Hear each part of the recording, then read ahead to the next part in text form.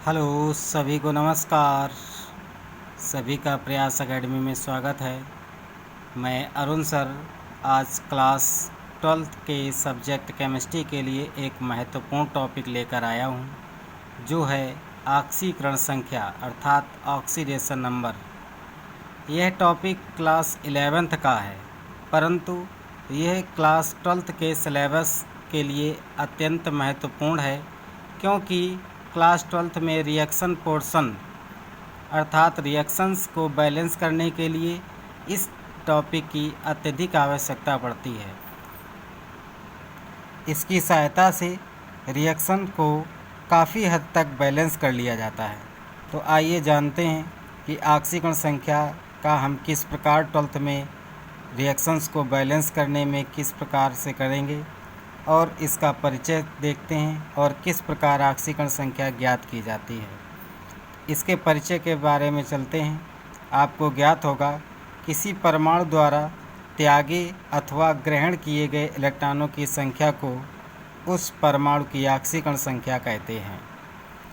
अतः कहने का अर्थ ये है कि जब किसी परमाणु का इलेक्ट्रॉनिक विन्यास किया जाता है तो वह अपना अष्टक नियम कंप्लीट करने के लिए जितने इलेक्ट्रॉन किसी अन्य परमाणु से ग्रहण करता है अथवा किसी अन्य परमाणु को त्यागता है, तो वही ग्रहण किए गए अथवा त्यागे गए इलेक्ट्रॉनों की संख्या को ही परमाणु की ऑक्सीकरण संख्या कहते हैं। अथवा हम ये भी कह सकते हैं किसी परमाणु के ऊपर पाए जाने वाले आवेशों की संख्या को उस परमाणु की ऑक्सीकरण संख्या कहते हैं। जैसे कि आप देख रहे हैं सोडियम पर +1 आवेश उपस्थित है, जिस कारण सोडियम की ऑक्सीकरण संख्या +1 होती है। इसी प्रकार मैग्नीशियम के ऊपर आवेशों की संख्या +2 पाई जाती है, जिस कारण इसकी ऑक्सीकरण संख्या +2 होती है। इसी प्रकार एल्यूमिनियम पर +3 ऑक्सीकरण संख्या होती है। इसी प्रकार ऑक्सीजन पर -2 आवेश होने के कारण -2 ऑक्सीकरण संख्या होती है। इसी क्रम से क्लोरीन पर -1 ऑक्सीकरण संख्या होती है, क्योंकि इस पर आवेशों की संख्या -1 होती है। आइए देखते हैं ऑक्सीकरण संख्या की हमें आवश्यकता किस प्रकार और पड़ती है। 12th के सिलेबस में ऑक्सीकरण संख्या की आवश्यकता हमें 2 प्रकार से पड़ती है। पहला, किसी रासायनिक यौगिक के रासायनिक सूत्र बनाने में अर्थात मॉलिक्यूलर फार्मूला तैयार करने में। सेकंड, रासायनिक अभिक्रियाओं को बैलेंस करने में अर्थात रिएक्शंस को बैलेंस करने में ऑक्सीकरण संख्या की अत्यधिक आवश्यकता पड़ती है, जिस कारण आज हम टॉपिक ऑक्सीडेशन नंबर लेकर आए हैं। आइए देखते हैं ऑक्सीडेशन नंबर कैसे ज्ञात किया जाता है। दोस्तों, किसी भी परमाणु की ऑक्सीकरण संख्या 2 तरह से प्राप्त की जाती है। पहला, सिंगल परमाणु की ऑक्सीकरण संख्या जब ज्ञात करनी होती है। दूसरा, यौगिक में उपस्थित किसी परमाणु की ऑक्सीकरण संख्या अर्थात किसी यौगिक में जब किसी परमाणु की ऑक्सीकरण संख्या ज्ञात की जाती है उस टाइम। पहला लेके चलते हैं जब सिंगल परमाणु की ऑक्सीकरण संख्या ज्ञात करनी हो। जब किसी परमाणु की सिंगल ऑक्सीकरण संख्या ज्ञात करनी होती है तो उसके लिए हम इलेक्ट्रॉनिक विन्यास करते हैं, अर्थात जिस परमाणु की ऑक्सीकरण संख्या ज्ञात करनी हो उस परमाणु का इलेक्ट्रॉनिक विन्यास हम सेल्स के आधार पर ज्ञात करते हैं। इलेक्ट्रॉनिक विन्यास करने से पहले हम नोट पॉइंट पे ध्यान देते हैं। दोस्तों, कोई भी परमाणु इलेक्ट्रॉनिक विन्यास करते समय प्रत्येक परमाणु अपना अष्टक नियम कंप्लीट करना चाहता है, जिस कारण उस पर प्लस व माइनस आवेश उपस्थित होते हैं। तो देखते हैं नोट पॉइंट। यदि किसी परमाणु के बाहरी कक्षक में अर्थात लास्ट सेल में यदि इलेक्ट्रॉनों की संख्या 1 होगी, यदि इलेक्ट्रॉन की संख्या 1 होगी तो उसकी ऑक्सीकरण संख्या +1 होगी। यदि लास्ट सेल में इलेक्ट्रॉन नंबर 2 होंगे तो उस परमाणु की ऑक्सीकरण संख्या +2 होगी। इसी प्रकार यदि लास्ट शेल में इलेक्ट्रॉन 3 होंगे तो ऑक्सीकरण संख्या +3 होगी। यदि लास्ट शेल में इलेक्ट्रॉनों की संख्या 4 होगी तो उसकी ऑक्सीकरण संख्या +4 अथवा -4 भी हो सकती है। आगे, जिस परमाणु के लास्ट में 4 इलेक्ट्रॉन उपस्थित होते हैं उसकी ऑक्सीकरण संख्या +4 अथवा -4 कुछ भी हो सकती है, क्योंकि ये ऐसे परमाणु उपधातु के अंतर्गत आते हैं, क्योंकि ये धातु और अधातु दोनों की तरह व्यवहार दर्शाते हैं। तथा जिनके लास्ट शेल में 5 इलेक्ट्रॉन उपस्थित होंगे उनकी ऑक्सीकरण संख्या -3 होगी, क्योंकि इनको किसी अन्य परमाणु से इलेक्ट्रॉन ग्रहण करने पड़ेंगे, जिस कारण इसमें -3 ऑक्सीकरण संख्या होगी। क्योंकि यह अष्टक नियम कंप्लीट करने के लिए इनको 3 इलेक्ट्रॉनों की आवश्यकता होगी जो किसी अदर परमाणु से ग्रहण करेंगे।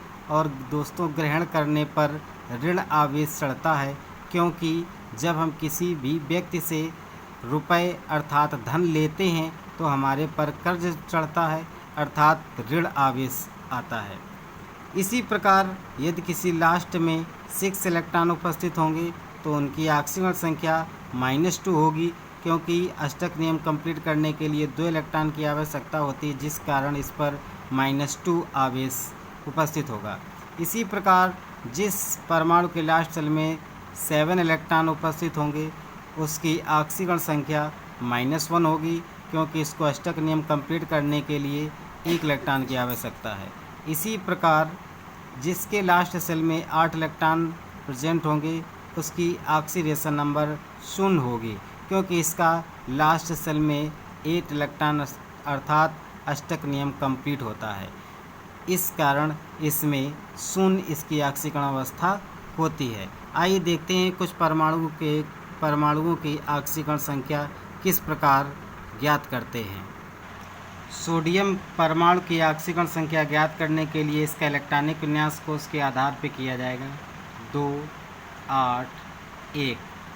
इसके लास्ट शेल में 1 होने की वजह से इसकी ऑक्सीकरण संख्या -1 होती है, +1 दोस्तों रहेगी। इसी प्रकार मैग्नीशियम का इलेक्ट्रॉनिक विन्यास करेंगे 2, 8, 2। इसके लास्ट शेल में 2 इलेक्ट्रॉन उपस्थित होने की वजह से इसकी ऑक्सीकरण संख्या +2 होगी। इसी प्रकार एल्यूमिनियम की 2, 8, 3 लास्ट में +3 ऑक्सीकरण अवस्था होगी, क्योंकि इसके लास्ट शेल में 3 इलेक्ट्रॉन उपस्थित होता है।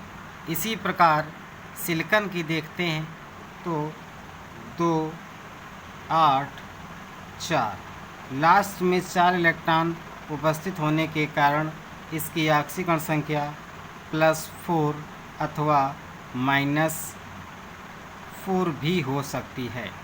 इसी प्रकार आगे फास्फोरस की ऑक्सीकरण अवस्था निकालने के लिए 2, 8, 5 दोस्तों इसके लास्ट में 5 इलेक्ट्रॉन उपस्थित है, अर्थात इसके ऑक्सीकरण अवस्था -3 होगी, क्योंकि इसको 3 इलेक्ट्रॉन अष्टक नियम कंप्लीट करने के लिए चाहिए। इसी प्रकार सल्फर की 2, 8, 6 लास्ट में 6 इलेक्ट्रॉन होने की वजह से इसकी ऑक्सीकरण संख्या -2 आती है। इसी प्रकार 2, 8, 7 लास्ट में 7 इलेक्ट्रॉन होने के कारण इसकी ऑक्सीकरण संख्या -1 रहती है।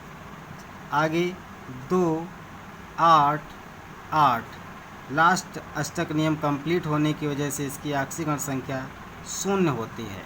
इसी प्रकार और आगे पोटेशियम की ऑक्सीकरण संख्या ज्ञात करते हैं 2, 8, 8, 1 लास्ट में 1 इलेक्ट्रॉन होने की वजह से इसकी +1 ऑक्सीकरण अवस्था रहती है।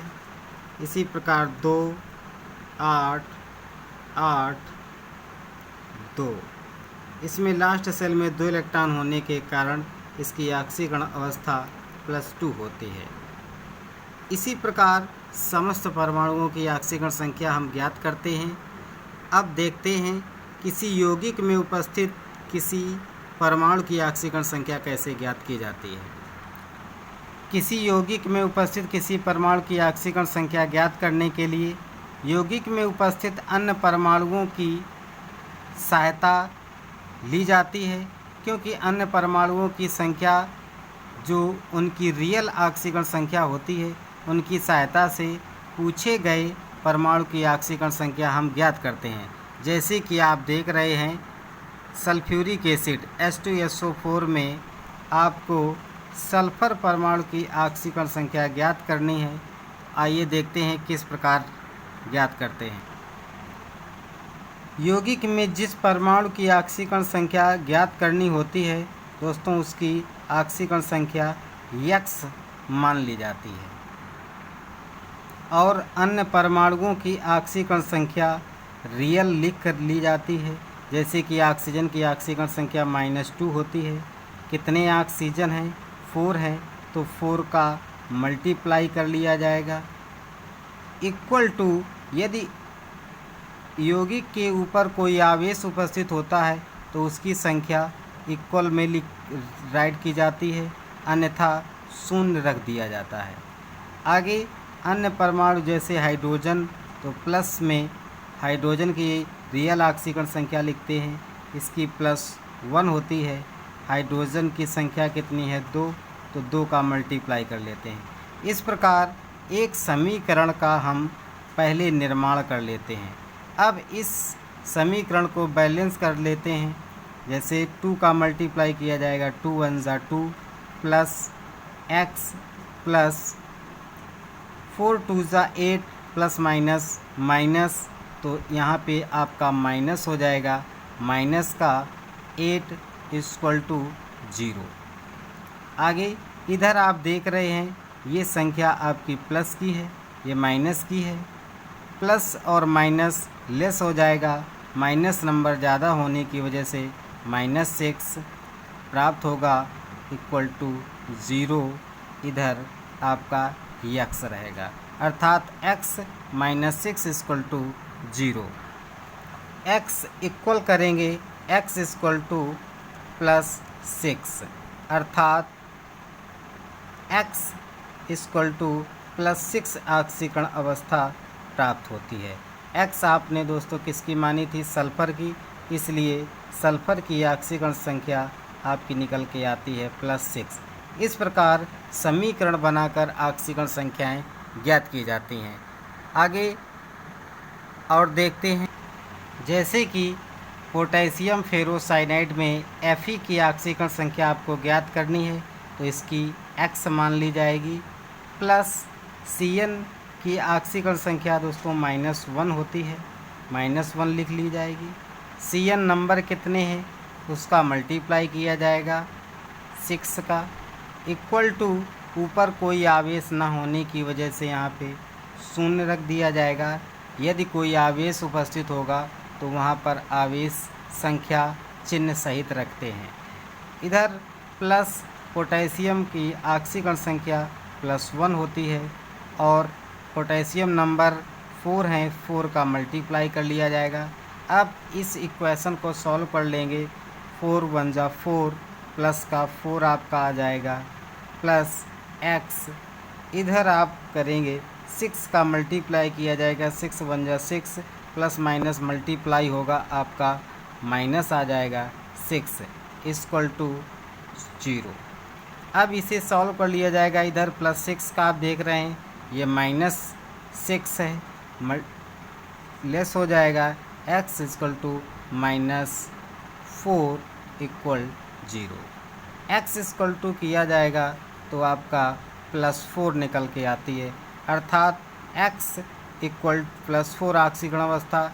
x किसकी आपने मान रखे थे? आप फेरस की मान रखे थे, इस वजह से फेरस Fe की ऑक्सीकरण संख्या आपकी +4 निकल के आती है। दोस्तों इसी प्रकार अन्य सभी यौगिकों की में उपस्थित परमाणुओं की ऑक्सीकरण संख्याएं प्राप्त करते हैं। आप प्रैक्टिस करिएगा। यदि किसी भी व्यक्ति को, किसी भी छात्र छात्रा को यदि कोई परेशानी हो तो वो कमेंट